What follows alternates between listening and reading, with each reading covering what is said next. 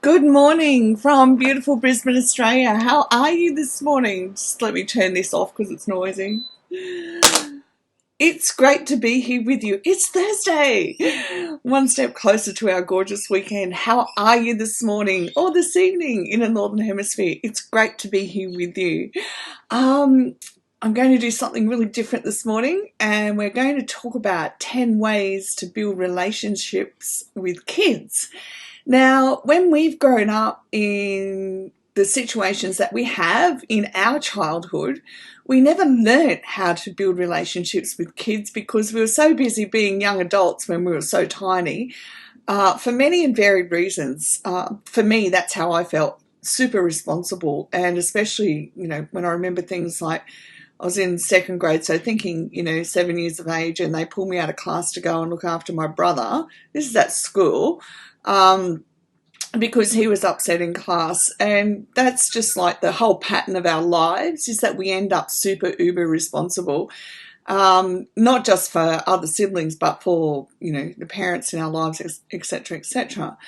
Now that's as it was, but what happens is we never learn the unspoken relational things that happen between not healthy parents and healthy kids. So when I came across this list this morning of 10 ways to build relationships with kids, I went, oh man, we never know what we don't know until we learn and we go, oh wow, I wish I'd known that. And my kids will be the first to tell you that I've been through enormous learning processes to learn how to better relate with them, because I didn't know what I didn't know. But fortunately, I taught them to communicate with me. So they were always able to say, this is what I need. And I sometimes waffle my way through working out how I'm going to implement it.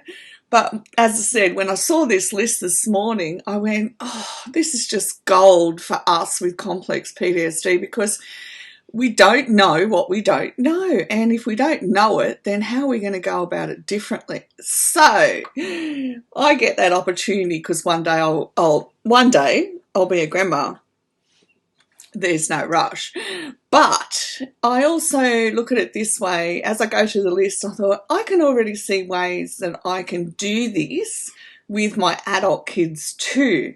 So number one, talk to them about non-school related subjects. And if they're adults, talk to them about non-work related subjects. Because I know I sit down with mine and we'll talk about work. Not a problem at all. But I also, my habit is that we get too deep to the emotional stuff. But how about we talk about different stuff as well? So for you, what age are your kids at? And what could you talk to them about that's not school related and age appropriate? We always got to remember it's age appropriate. And remember, our brain also develops at different rates for different ages. So we also have to be aware that we can't go asking an 8-year-old something that, is teenage level brain development wise as well. Let them teach you about their interests. Now, I'm so guilty of this. Do you know, the kids say to me, "Oh, come and play this game with me, Mum." And it is so hard for me to put everything down and just go and play the game. But then I get to the game and I end up sitting there laughing my head off because I just can't coordinate that many buttons at once. But I think it's important that we do go and sit with them, even if we don't push all the buttons, and learn about it. What excites them? Ask them. What do they learn? What do they get enjoyment from? Let's sit down and have that connection. And just because we haven't known how to do it doesn't mean we can't learn how to do it as well. And ask them, Diana said, "Good day. Yes, grandma, communication counts too." Absolutely. And look, if you don't have kids, that's okay too. But look at it as a way, for me, I look at it as a way is how can I relate to even my goddaughter or, my other friends who have kids? How can I relate to them better? And it is learning a whole different language as well, because we haven't known. And that's okay. We can learn. We have this amazing ability to learn. Remember things about their lives. And of course, for us, with memory challenges, we have to do some work around getting our memory improved.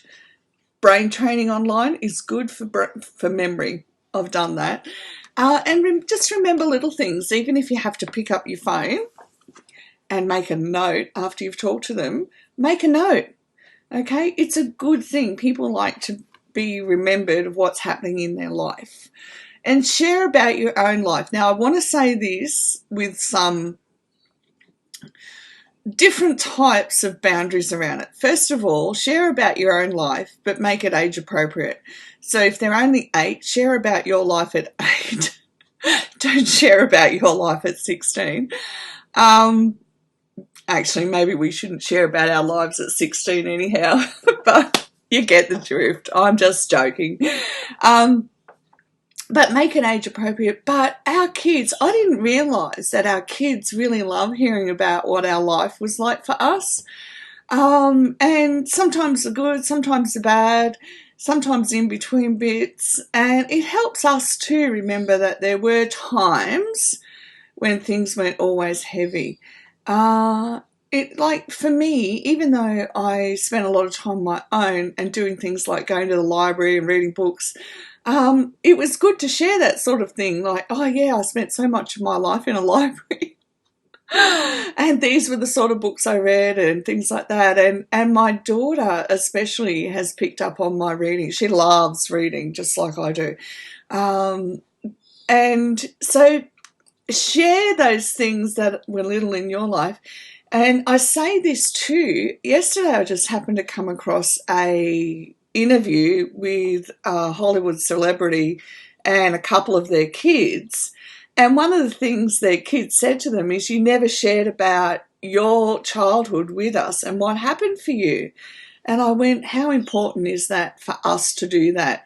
Instead of thinking that we have to hide it all away, we do have to share that thing. You know, we did go through challenging times. And that's one of the things I do consciously do with my kids, is say, yeah, it was challenging because of X, Y, and Z, but take how I've parented you, ignore all the stuff that doesn't work, and build an even better foundation for the kids that come after you. Well, their kids. So we can put not a positive spin, I don't like that, but we can put a proactive approach onto, you know, okay, so this did happen to me, but I didn't raise my kids that way. I know I haven't, you know, been the perfect parent either, but let's, you know, build on that proactive approach for every generation to come. Engage in activities with them. And I can honestly say that I was really bad at this, mainly because when you're a single parent, you've got the load on you, and I had 3 kids on the spectrum, so I wouldn't say I was very good at doing this, but again, we can change it up even into adulthood. So even today, just reading this list, I went, yeah, I need to go and schedule half an hour, go and sit with my sons and play games and just relax. Now, learn to relax. We can learn to relax. Tell hilarious and even embarrassing stories. Can I take a side note on that? I'm not sure. Yeah, no. I'm just trying to think if I have any. I'm sure I do, and I'm sure I shared them because no doubt they laughed as well. But, you know, just enjoy it. And remember, when our kids are growing up, we always find ways to make fun of things that happen as well. So, you know, it gets passed on. One of our jokes with my eldest is that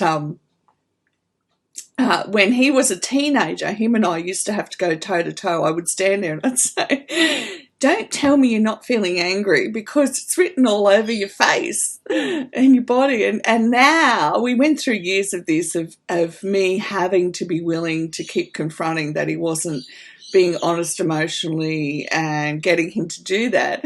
And now we're in this beautiful place where it's become something we laugh about. Okay. My mum's deceased, so I don't have that, example further on, but it's something that he'll pass on to his kids. And I can just see him standing there one day with a teenage son and going, oh, I've already been through this with your grandmother. Let's just laugh about it. It can be something that we can make joy out of as well. We can make joy out of the hard times. Do crazy things. Like, I'll never forget one time, Chloe and Nick were young. It's when I was a single parent, and the storm was coming in and the kids are freaking out. And I went, I need to make a creative way for the kids to move on from their fear, to distract them. I said, oh, it's all right. Just God clapping his hands. It's all right. You're doing a great job. And then the rain came. So I said, okay, let's go out and play in the rain. And it's something crazy, but it's something that they never forget, because we changed up the dynamics of the fear and went out and just played in the rain. Sometimes we've just got to go play in the rain and enjoy ourselves. And when I do crazy things now, they go, Mum, because of course, they're older. You don't want your mum to be too crazy. Use their interests in your lessons and activities. I'll leave that one with you, because that's possible to do. And I see a friend of mine who homeschools, and she does a lot of this. For me, it would take a fair bit of having to plan it. So if you're a good planner with that sort of thing, that'd work. And this is the number one thing. It should have been first on the list. Apologise when you mess up. Absolutely. And I taught my kids to apologise from their heart from a very young age. So even when they're young, we had to stand there and we have to feel when we're sorry, and we have to be willing to say, I'm sorry from my heart. Otherwise it doesn't count. And we stand there until you say, I'm sorry from your heart. I remember one time Josh had a run-in with one of his, I think it was his sister, and he was, stubbornness runs in our family, I'm sure of it. My kids got a double dose from their mother and father, and he was adamant that he wasn't going to say sorry from his heart. And I thought, what am I going to do? And I just said, we'll just be patient and wait him out. In the end, he did. He was a good kid. In the end, he did. But and get your kids to put their hands on their heart and get used to feeling in their heart, so they don't shut it down. And they don't have to go around protecting themselves like we did, for decades. Okay, gang, I hope that's helped this morning, give you some tools and tips to equip you on the Conscious Warriors pathway, and as we break free from complex PTSD and absolutely hand it down to the generations that are coming after us to break free as well. Thanks for joining in, and I will see you again tomorrow morning. Bye for now.